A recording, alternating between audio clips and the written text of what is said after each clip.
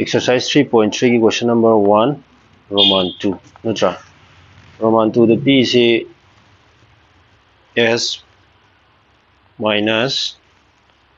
D equal to 3 shina equation 1 oini adaga equation 2 dana S by 3 plus D by 2 equal to 6 sidadi अखोई equation 2 ओइगदबसे सिदैदि fraction लैरेब सिगी fraction जे calculation तौबद नुआइते अदुना fraction जे Koyna मांगहन Gibb तारेको कमाय तरो मांगहन नि हाय कान सिदैदा सिगी denominator अनि से सिगी LCM 3 गा 2 गी LCM पुथोपिरब 3 गा 2 गी LCM दि 6 ताइदनको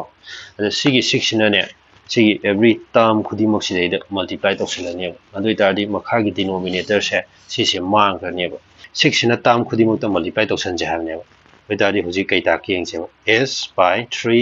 into 6 na multiply तौसलनी को अदुगा अमुसु D by 2 into 6 लानेब अदुगा equal to 6 ता जदुम सोनाकन सिदा सदुम 6 ना दुम multiply तौसलनेब अदुइ तारदि हुजि सिना सि कथलनी 2 फंगे सिना सु सि कथले 3 फंगे अदुइ तारदि क्या तारे है कान सिदा 2s ताने twice s को plus sidana thrice t तानेब अदु equal to somna खंदना 36 तानेब सिसी equation 2 ओइलसे from equation 1 we get equation 1 दगी अखोय s की value पुथोकेरा t की value पुथोकेरा अनि सि मर्स दैदा पुथोक निंबम पुथोक याको अदु आई s की value पुथोके s equal to 3 t से left hand side सिदैदा negative for money right hand side ta sona khanda right hand side ta chalagadi ma positive for ani dana ko later this sidaida plus t ne e se si se putting s equal to 3 plus t in equation 2 equation 2 de sinjalani adoi taragadi equation 2 de yoriba s sigi mo sida 2 lere s sigi mo sida de sinjandoi se koina 3 plus t and plus thrice t equal to 36 लेने ददी हुजे कोई 2 जिना 3 the multiply तरोगदी क्या तानी 6 तानी को अदुगा अमुक सिगी 2 सिना t से the multiply तरोगदी positive तानी सिजु पॉजिटिव ने सिजु पॉजिटिव ने पॉजिटिव तानी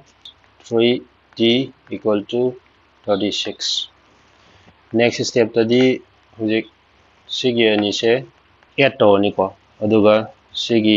6 ना सोना खन पुगा से राइट हैंड साइड ता अदुइ तारदि हुजि twice t गा thrice t गा दी 5t को equal to right hand side ता 36 हान ले जाय मनि सि थमा से अदुइ 6 से लेफ्ट हैंड साइड ता ले मनि राइट हैंड साइड ता पुरा गा दी 6 से पॉजिटिव फॉर मनि राइट हैंड साइड ता ला दी नेगेटिव फॉर नि 6 अदुइ तारदि 5t equal to से subtract करोगे 30 तारे अदुइ तारदि